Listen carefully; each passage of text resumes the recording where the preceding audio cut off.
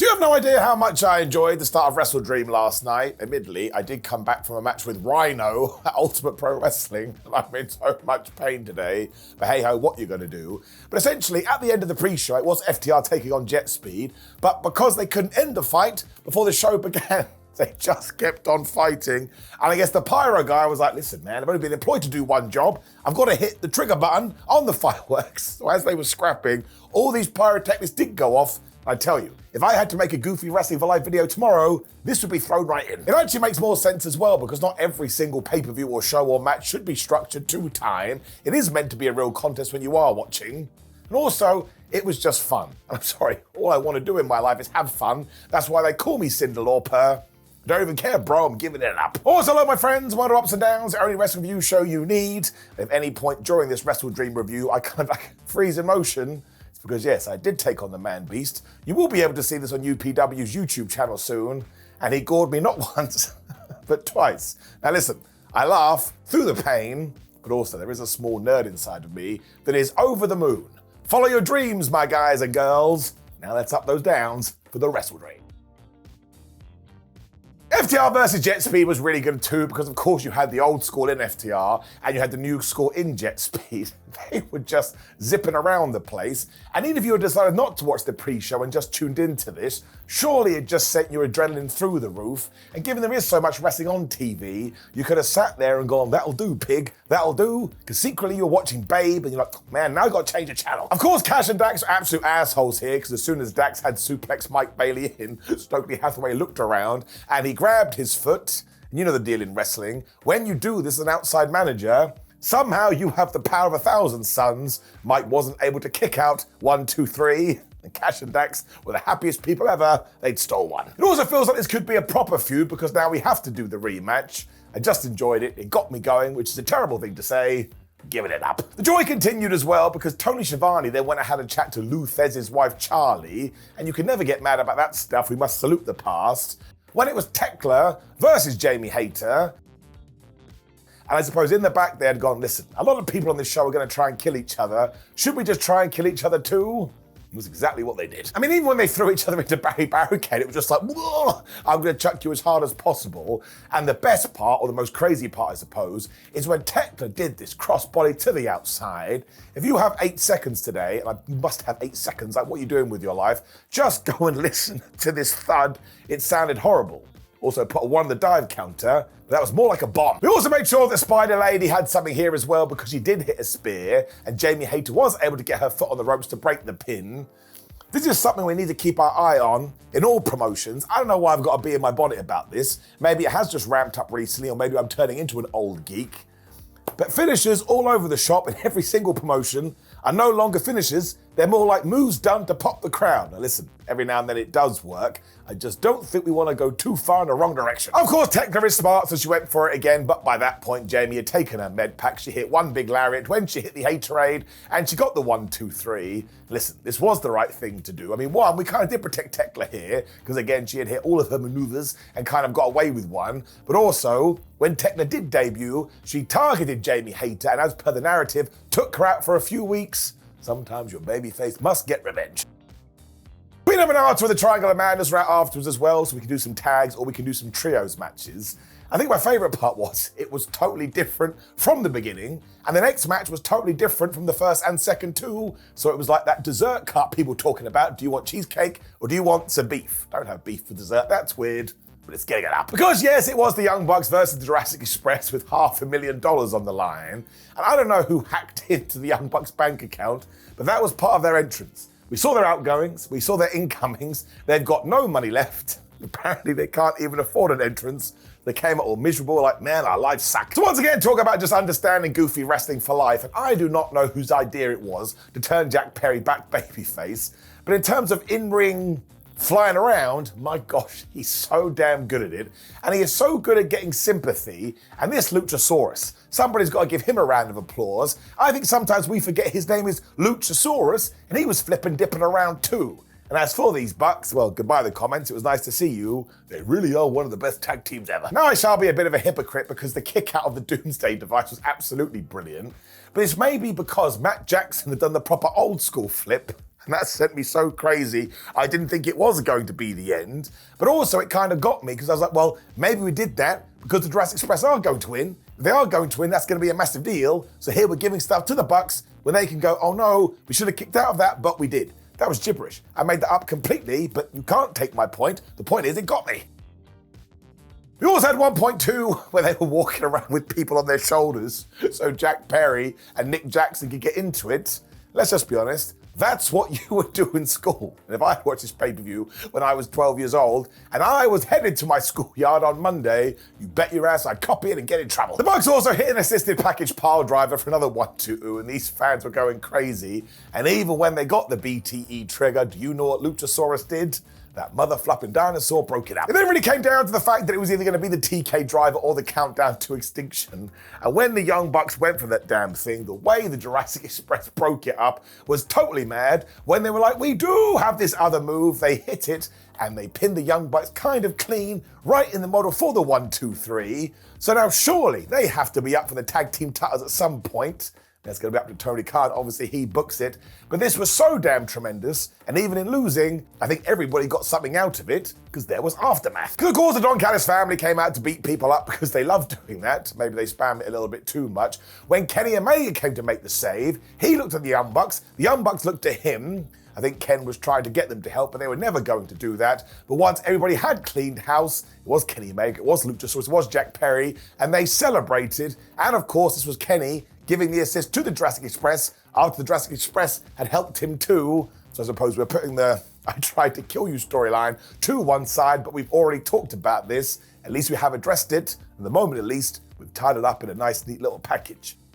And also, when it comes to Matt and Nick, there was this idea, this feeling, if you will, that maybe they have just started a babyface turn. I mean, they have been heels for a while. Also, they desperately need cash. Jungle Boy even tried to give them some of the money. I loved all of this. And the match itself was great. Up. When the Hurt Syndicate and the Demand continue to prove that their feud has been really good, aside from the match order kind of being a bit crazy. And yes, this is what I need to apologise to Shelton Benjamin, because I had a slip of the tongue on Dynamite, and I said Bobby Lashley had got pinned. It was like that time when I called Christian Edge, and everybody got so mad at me. It just happens, man. My brain goes 100 miles per hour. But I do want to say sorry to Shelton because, of course, I think there's a huge reason why Bobby Lashley hasn't been pinned, and it's going to pay off down the line. You know the deal. If you watched my show before, it shouldn't have come as a surprise. I am a massive moron.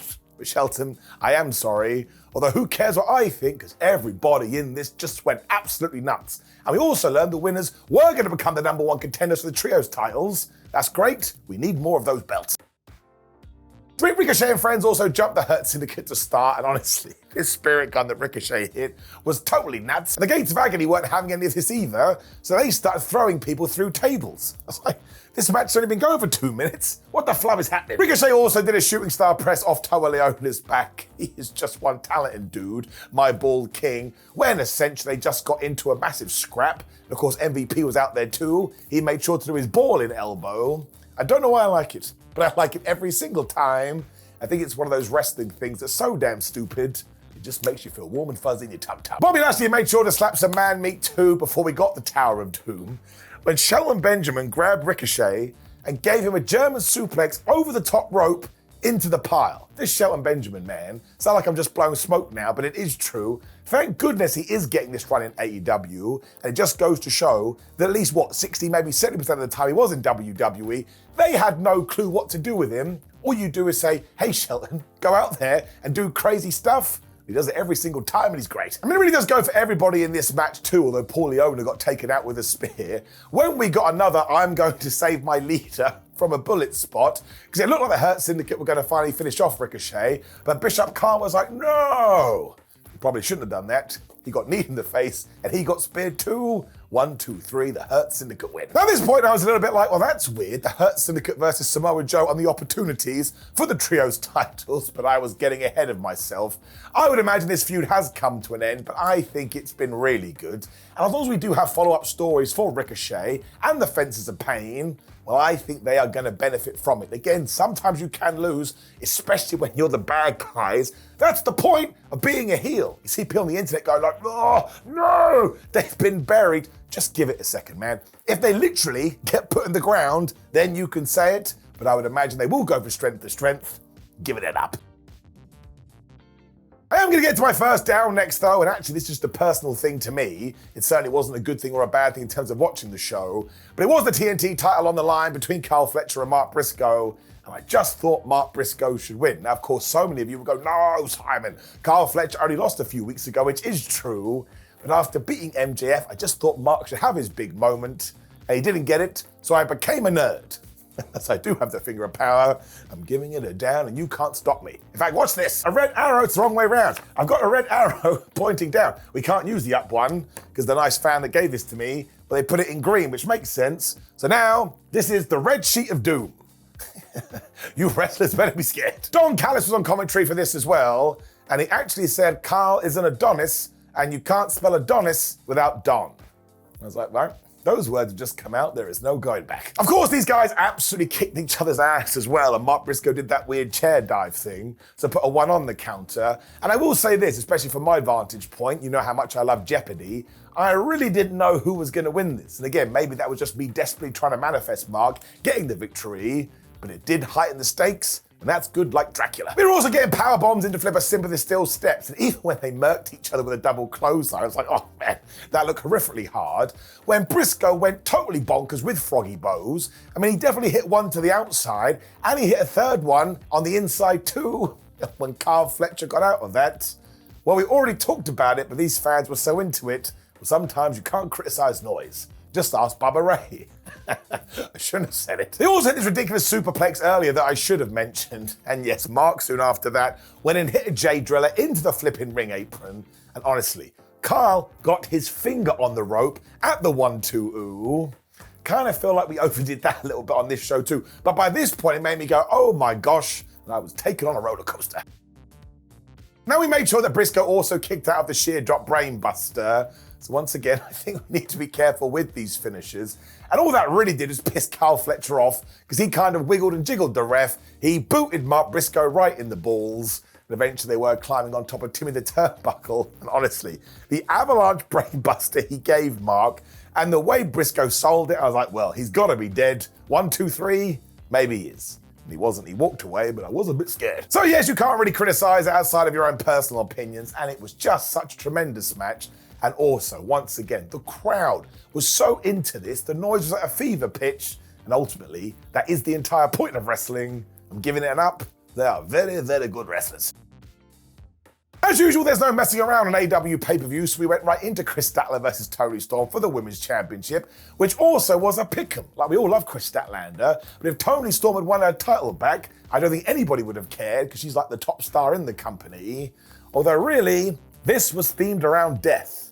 Tied into the finish too. What a morbid thought. There was a lot of strangling in this too for the reason we just did cover when they got into some back and forth wrestling because they are both baby faces. And I think that was essentially the idea here. We have made Kris Statlander the champion. How high can we get her on the totem pole? Well, we're going to give her all the tools and see what happens. As soon as Toni had hit the sweet cheek music too, all of a sudden Kris was hitting 450s and then we were getting Storm zeros. And I would say that Kris kicked out of that, but she kind of did that thing when she used her hands to sort of pop out of it, and she smashed Toni right in the face. Thought that was quite clever. Then they were doing German suplexes, and they were no-selling them. So if you go really quiet, you can hear people getting mad on the internet, most definitely with GIFs. Statlander eventually got the satellite fever again when she transitioned into a choke with her legs. Toni Storm was actually shouting, kill me, kill me, just let me die. And I think this is when Kris realized, wait a minute, I'm a good person. I'm meant to be the hero. So she released her neck. She hit her with her third, I think it was, Satellite Fever. And she beat Toni Storm for the Uno Dos Tres. I tell you, this did feel like a big deal, especially because poor Tone, she was now the saddest person in the world. We did make sure that she passed Kris Statlander the belt though. This was not like Hulk Hogan and Ultimate Warrior from WrestleMania. It was so damn obvious it was like to be, we are passing you the torch, Kris. And actually, there was also a tease later that Toni Storm shall be heading on a new pathway, and we had something for Kris too. So I thought in terms of the women's division, we did all the good here. Kris Statlander is an OG, and now let's push it to the moon, which makes sense, because don't forget her OG character. I think that's where she came from to begin with. So we're just being nice people. Up. Mercedes Moné also made sure to come right out after this too, and she was dancing with the idiots from the frat house, which made me laugh out loud, so fair play to those guys. And she did kind of shoo away Kris Statlander, and yes, that was going to tie in. She didn't do this. This was like I'm trying to waft away a smell. Now I am going to be an asshole here, and you're allowed to get mad at me, because I don't actually think this is a down, but also there's a part of me right here that thinks it is a down, because her mystery opponent was indeed Mina Shirakawa, who also is the Ring of Honor TV champion. I just kind of think if you are going to have a surprise, it should either be one, somebody who is truly shocking, like, oh my gosh, where did they come from? Or two, it should be somebody brand new. And as it turned out, we had been told it did have to be a current champion. I missed that because I'm an idiot. But I actually think given that it was Ring of Honor TV title versus TBS title, you actually would have got more out of this by promoting it. I don't know, maybe that's just on me. I'm still that same OG. Maybe I'm overthinking it. But I just think I would have been more excited knowing we were going to get this match. Also, because people would have been so mad. Once again, I am going to give it a down. Does it matter? Nope, not really, but I've said it, it's my show. It really was very good though, but yes, this is when Mercedes hit that Monet maker and Shirakawa got to the ropes. So one, there was another finish that we got out of, and two, we were over-relying on rope spots here. Now once again, the fans absolutely loved it, so I'm not going to come in and poop on their parade. But let's all, no matter who you are, WWE, AEW, TNA, New Japan, let's not go too crazy with this. And maybe we've actually got to that tipping point when finishers need to become finishers again. I know what an old asshole I've become. I really did like the finish though, because Mercedes does what she always does when she doesn't know how to win. She cheats. So after her and Mina had gone out a little bit, she used the most devastating move in all of sports entertainment, a surprise roll-up, and that Mother Hubbard put her feet on the ropes to not only get the three, to not only celebrate like she had won this as clean as possible, but now she's added another belt to her collection, the Ring of Honor Women's TV title. And yes, we can do the same joke. If you go really quiet, you can hear somebody so damn mad because they need to leave the computer and go outside. Now on top of that, and far more excitingly, is that Kris Statlander and Mercedes Moné got into it after this, and they are going to do that match at Full Gear. That is a massive round of applause, because you want to talk about jeopardy and you want to talk about stakes. If Kris Statlander loses, there is going to be an earthquake. But if she is the one to beat Mercedes, does she get all her belts? Like, how does that work? I do not know. But it is essentially taking the two top women in the division and throwing them together. And we should do that, especially because there's a story here. Because if Mercedes does win, oh my gosh, there's no going back. I'm actually excited about this. What a flipping nerd. Up. When our tag team titles were on the line, it was Brodido, Bandido, Bambolimbo taking on Takeshita and Okada. Just gonna keep this one nice and simple. I thought this was so damn brilliant that the AEW tag team titles have been thrown up there in the air, and the whole tag team division benefited because of it. I thought Okada was tremendous during this too, because not only did he stop Brody King from finally doing the Macarena dance, but later on he was doing it as well. And when Takeshita stopped him from essentially flipping people off, he was so damn mad. I don't care what anybody says, this version of Okada is my favorite one. And now yes, you're allowed to get mad at me in the comments, but he makes me laugh out loud, and damn it, I live to laugh. The Takeshita is just getting ridiculous in terms of in-ring wrestling too, and Brody King is such a good big man, it's almost illegal. And this Bandido essentially did his entire hot tag acting like he's only got one arm to tie into the shoulder injury. So man, he deserves a bunch of flowers too. The Cannonball Blue Thunder shooting star press sequence as well is absolutely ridiculous. Although once again it stands to reason that the Blue Thunder Bomb is the least devastating move in all of sports entertainment, because did it work even when it was a part of something greater? Of course it does, and it never does. Apart from that 3-week period thanks to Sami Zayn. Brody also did this triple suplex, and if you are planning to watch it, that makes no sense, but believe you me, it ruled. And eventually Okada was going to go for the Rainmaker on Bandido. The Bandit ducked, so Okada took out Takeshita. He didn't even care. He didn't even try to hide it. He was all like, ha ha ha, great, because I hate this guy. Once again, that made me chuckle. What a great heel. Brody then made sure that he used hype to fix Bandido's broken arm, which was the most RPG thing ever. When King did this massive dive, put a 1 on the flipping dive counter, when yet Bandido hit a 1-arm 21 plex, and he pinned Okada, which is not only massive because they remain the tag team champions, but I could be wrong statistically, but I think only Carl Fletcher and Bryan Danielson have pinned Okada since he arrived in AEW. So this Bandido man, he is getting the mega wega push. Of course, after this as well, Brody King did the dance and everybody went crazy, as did I, because goofy wrestling for life. I don't know, once again, I guess it was Tony Khan's decision to make them the tag team champions, but good grief, have we built a great foundation to jump off. I'm giving it an up. If you wanted to tell me this was the match of the night, I would not be mad at it. This is when everything with Toni Storm and Mina Shirakawa did come to light, and I think it's really good booking, because Renee Paquette found Toni backstage, and she's just dead, right? The emotions have escaped her body. When Mina walked in, and she's so sad too because she lost her championship, when they decided, well, we may have lost everything, but we have each other, and what's starting on Dynamite is the tournament or some kind of bracket to crown the first ever women's tag team champions, so that they can be a pairing. So actually, fair play, we put it together. Samoa Joe versus Hangman and Page for the AEW World title was next, and for anybody that went, I can't believe the world title didn't go last, is this just not a promotion learning from the mistakes of the past? I think it is. Nobody is going to be able to top whatever crazy things Mox and Darby were going to do, so sometimes just look at the card and have some fun with it. It's not like we're not going to have 42,786 shows before the end of the year. You're allowed to do something different. Also, this was badass. So I think Samoa Joe had woken up this morning and gone, oh, I'm going to be Samoa Joe from 2004 Ring of Honor, because these two, like a lot of people on this card, just smacked lumps out of each other. And the whole story was essentially is Hangman is a great babyface champion, but he can't knock Samoa Joe down. Ugh. And then he'd end up in the Kakita clutch. At one point too, Samoa noped Hangman, which is always great. But Page was like, I've been watching your stuff. And he all of a sudden came back from nowhere and he booted Samoa Joe into Barry Barricade. I enjoyed that spot muchly. Samoa Joe also kicked out of the Deadeye 2, which came after he went for the Muscle Buster. And the finish here was also so damn good, because Hangman Page hit him with a buckshot lariat, but Samoa Joe wouldn't go down. So he gave him another one. He was all wibbly wobbly, but he wouldn't go down, meaning it took 3. Finally, he did fall to his ass, and Hangman got the 1, 2, 3. But this is one of those situations where you can lose, and everybody's still like, oh my gosh, that's Samoa Joe. He's as tough as nails. And then, well, I don't know who came up with this either, but I thought it was super duper brilliant. So out came Powerhouse Hobbs and Shibata, because of course they are part of Samoa Joe's opportunities.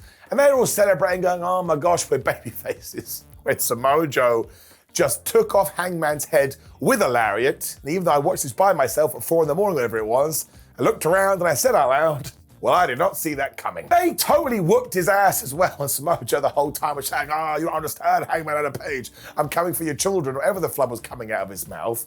But honestly, heel Samoa Joe, who is also super duper pissed off, not only gives Hangman and Page a feud probably to see him throughout the end of the year, but it did weird things to me, man. I shouldn't say that, but I've started to realize, although I've known this for a long time, that Samoa Joe, especially in terms of modern times, is one of the best performers ever. He just has his head screwed on straight, and he always understands the story, but also it helps Shibata, but it massively helps Powerhouse Hobbs. Maybe now he can spin out of his trio, but still be a part of it, and go and win a title, because you don't want a man like that coming after you when he's got bad intentions. He's flipping huge, and he'll slap your meat. What? All of this is getting an absolutely tremendous up. I thought it was great storytelling and great booking, and it makes me want to see Dynamite. You have to let Samoa Joe cut a big old promo. I'm going to be doing the dance of joy. Let's get it up. When we got to Jon Moxley versus Darby Allin, I quit match. I think the only thing we can do here is I will just run you through a list of things that happened. So of course, Marina Shafir was out there being a nuisance, although she was going to get kidnapped later, but we'll get to it. But that probably has to be a 1 on the crime counter, which brings up another interesting point. This did happen as part of a match, meaning both guys knew what they were going to be in for. So actually, even though the fans were chanting, this is murder, I think this is the only crime we can talk about. Give me a minute and we'll get there. But yes, we had a chain and people were punching each other in the face. We did have blood. When Moxley took Darby and kind of tied him up in the ropes and gave him a guillotine, to the point Darby's ear was essentially all busted open. That's not even the right word. When we got bamboo skewers and we stuck them under Darby's nails. It's literally my face. It's like, what is happening? And it's the usual thing I tell you about AEW. Did this go too far for my personal taste? Yes. But at the same time, do I massively respect AEW because they told me you're about to get a flubbed up match and they do deliver? Yes. It's a wonderful thing called nuance that the internet has totally forgotten about. Two things can be true at the same time. I really did enjoy the fact the AEW flag that had been on Mount Everest tied in so much too. Like Darby laid it out in the ring to begin with. And as soon as he started to choke Jon Moxley with it, that absolute coward freaked out. And I don't think that Moxley's character work is being given enough credit. He walks around the Death Rise being like, oh man, I'm so tough, I'm gonna sacrifice anything. But as soon as you put him in any kind of danger, this man freaks out. It's bloody brilliant. Marina also saved Jon Moxley from a coffin drop when out came Wheeler Yuta and Danny Garcia. So you know what Darby Allin did? He sprayed lighter fluid into all of their eyes, Jon Moxley and his goons, and we were acting like he was going to set them on fire. Now, thankfully, Claudio stopped this and threw the towel so they could clean this off. I do appreciate the fact that AEW teased this given the story, but the more, I don't know, mature side of me was like, thank goodness, I don't think I could have handled this. This is where we got a taser introduced. If you're an old school fan, you would be freaking out thinking of WCW, but it did make me laugh, mostly because it just makes a funny noise. When, Claudio Castagnoli put Darby Allin in the press slam position, and he threw him from the ring all the way into the announce table. That's what you have to watch today. That is an incredible spot. And how Darby Allin is still walking, I don't know. And this Claudio, man, he's basically a superhero. We also got a paradigm shift through 2 tables, because why do it through 1?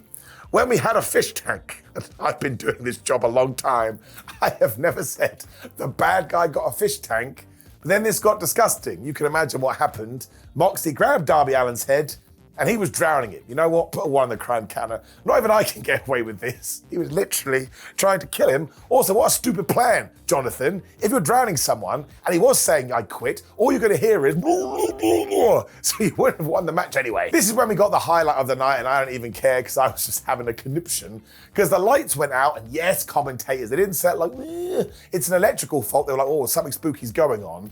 And when they came back on, flipping, old man Sting was in there. I almost cried. I don't know what it is with Steve Borden. He gets me super duper emotional. He did have the bat, but the best thing he did, which ties in to the original crime counter 1, he stole Marina Shafir.